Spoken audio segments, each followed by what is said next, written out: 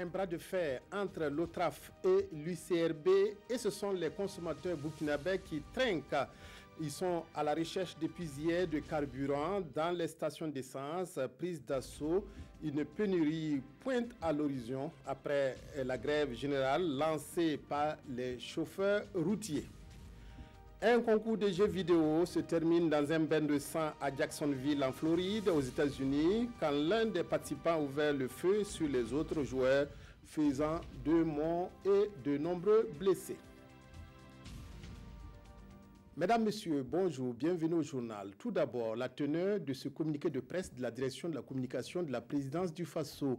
Le président du Faso effectue une visite officielle du 29 août au 5 septembre en République populaire de Chine. Roch-Marc Christian Kaboré prendra part également au 3e sommet du Forum sur la coopération sino-africaine qui aura lieu du 2 au 4 septembre dans la capitale chinoise. Au cours de cette visite d'État en Chine, le chef de l'État aura de nombreux entretiens avec les plus hautes autorités chinoises, dont le président Xi Jinping. Des visites et des rencontres tous azimuts sont au calendrier du président Kaboré et de sa délégation.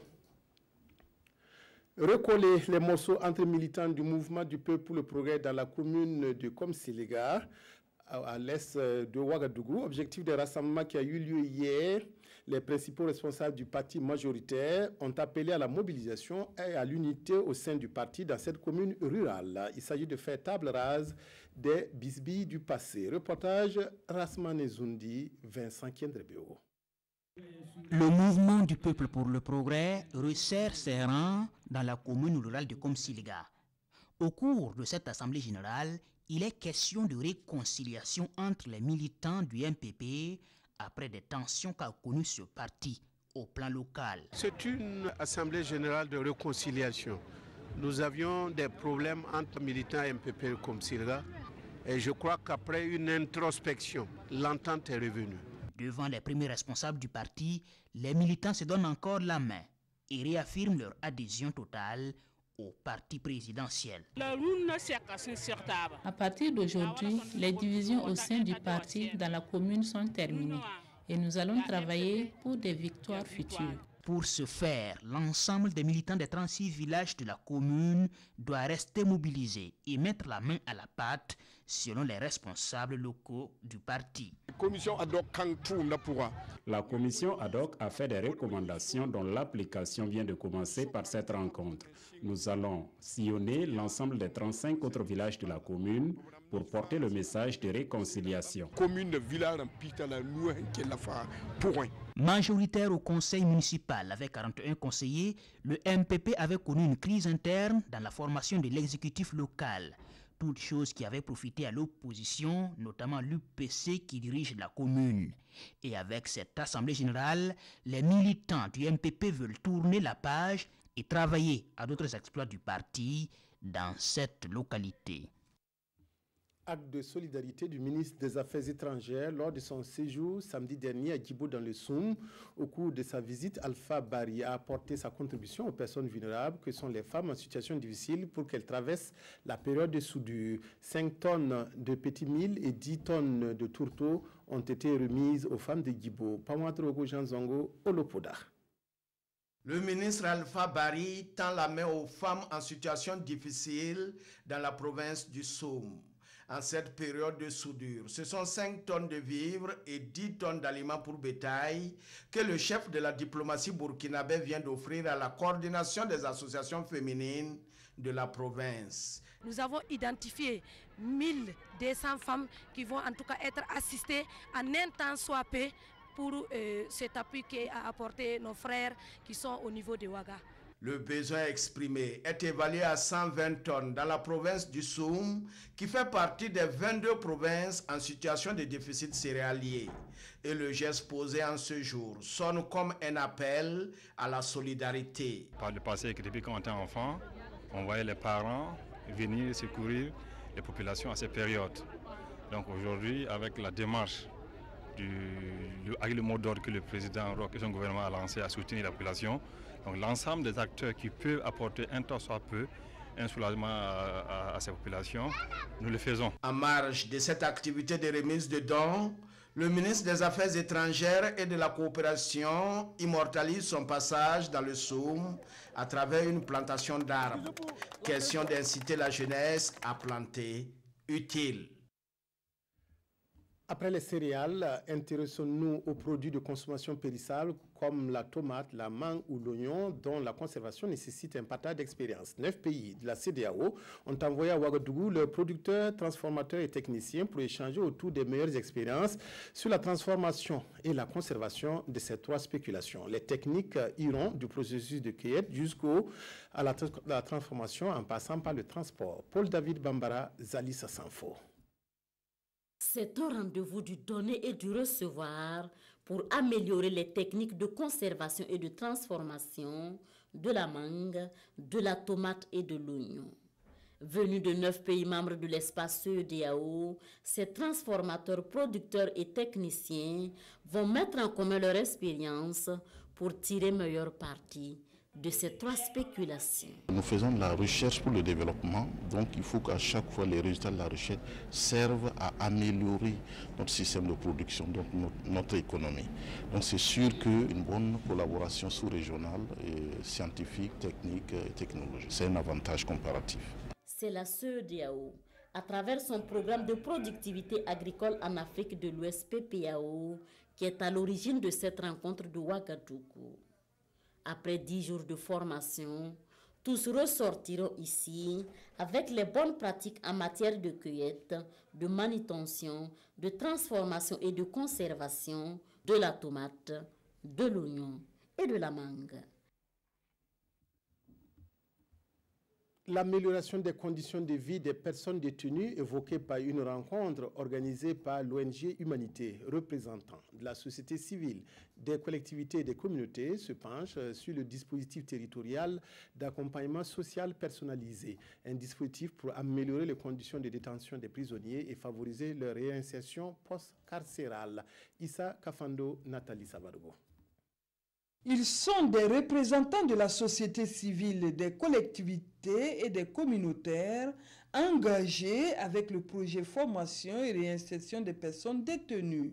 Ils renforcent ici leurs capacités afin d'œuvrer ensemble pour l'amélioration des conditions de vie des personnes détenues et leur réinsertion post-carcérale.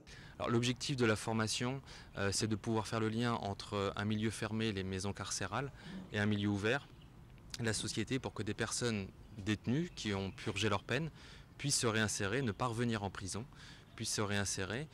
Pour ça, ces personnes-là ont besoin souvent d'un appui en formation, mais aussi en accompagnement vers des services sociaux. Et c'est l'objectif de cette formation, de pouvoir mettre cette pierre en plus, cette pierre qui est plus ouverte sur le milieu extérieur pour les personnes détenues. Selon le directeur général adjoint du GSP, pour la période de janvier à mai 2018, ce sont 133 personnes détenues qui développent un projet personnalisé et plus de 4000 personnes détenues sont accueillies, informées, orientées par les équipes de l'accompagnement social personnalisé. Beaucoup se sont retrouvés en prison parce qu'ils ne savent rien faire de leur territoire. Donc, Humanité et Inclusion nous accompagne à assurer la formation professionnelle de ces détenus. Mais la formation professionnelle ne suffit pas à assurer la réinsertion sociale d'une personne. Il y a également qu'à sa sortie de prison, il soit accepté par le reste de la société. Le projet formation et réinsertion des personnes détenues a été lancé en mars 2017 et intervient dans 7 régions du pays. Cet atelier a été rendu possible grâce à l'appui de l'Union européenne. Venons-en maintenant à cette guéguerre entre l'Union des chauffeurs routiers et l'OTRAF qui se traduit par une grève générale des transporteurs routiers. Conséquence, une forte affluence dans les stations d'essence de la capitale burkinabé. De nombreux usagers de la route se bousculent dans les stations d'essence à la recherche du précieux liquide, mais souvent en vain. On s'achemine donc vers un manque de carburant à la pompe. Nongba Kouda, Ini Janine Kambiri. Affluence dans de nombreuses stations d'essence. Le précieux liquide est en manque. Nous avons rencontré M. Traoré qui s'est dit épuisé et découragé. Depuis le quartier Nyoko où il a quitté, point d'essence super pour le réservoir de sa motocyclette. Nombreux sont ceux qui sont dans le même désespoir. Moi-même, je suis découragé. J'ai beaucoup bougé. Enfin, j'espère avoir de l'essence parce que là, je risque de poser ma moto et marcher. J'ai une urgence. On souhaite qu'ils amènent ça parce que c'est difficile pour la vie, surtout en ville.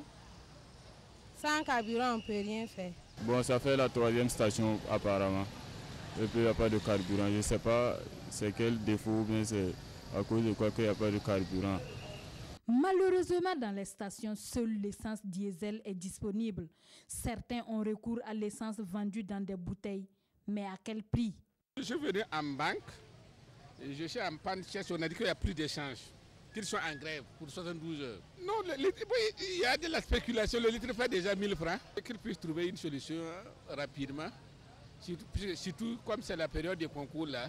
En tout cas, les candidats vont souffrir. Un désagrément, non seulement pour les usagers, mais aussi pour les gérants de stations. La station disposait seulement comme stock que du super et du gasoil. Le super était fini. Bon, on est obligé de faire avec. On vend un avec ceux qui viennent, ceux qui ont la chance d'avoir des véhicules diesel. C'est très difficile en tout cas pour un début de semaine. Là. Les acteurs des transports que nous avons joints disent être en entrevue pour trouver une solution à la grève de 72 heures des transporteurs routiers. C'est parti pour la 4e édition du séminaire international de formation des formateurs pour la gouvernance de l'Internet et des systèmes d'information. Une trentaine de stagiaires d'Afrique francophone seront formés à Ouagadougou. L'objectif est de faire d'eux des experts capables de conduire les pays vers le développement en tirant profit du numérique. Yacouba Gamene, Sirpaïté et Léonore Ouedraogo. Ils sont développeurs, responsables de systèmes d'information ou encore fournisseurs d'accès Internet. Venus de plusieurs pays d'Afrique, ils sont tous à Ouagadougou pour recevoir une formation mieux adaptée à leurs compétences en vue d'être comptés parmi les meilleurs experts francophones en matière de technologie d'information et de la communication. Cela veut dire que nous avons des noms de domaines qui soient bien gérés, que nous ayons justement des systèmes d'information qui marchent comme il faut, parce qu'on a entouré ceci de toute la sécurité possible.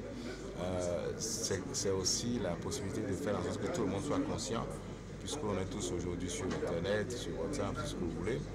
Il faut que tout le monde soit responsable. Le séminaire international de formation des formateurs pour la gouvernance de l'Internet et du système d'information se donne pour mission d'outiller les experts des pays francophones en vue d'améliorer l'impact et l'apport de l'Internet au développement numérique en Afrique. Le gouvernement donc est conscient de la nécessité de renforcer ce secteur-là qui représente beaucoup. Tous les domaines sont touchés par les TIC. Et aujourd'hui, ce n'est plus un luxe, c'est devenu une nécessité pour tous les pays que nous puissions résolument investir dans ce secteur-là.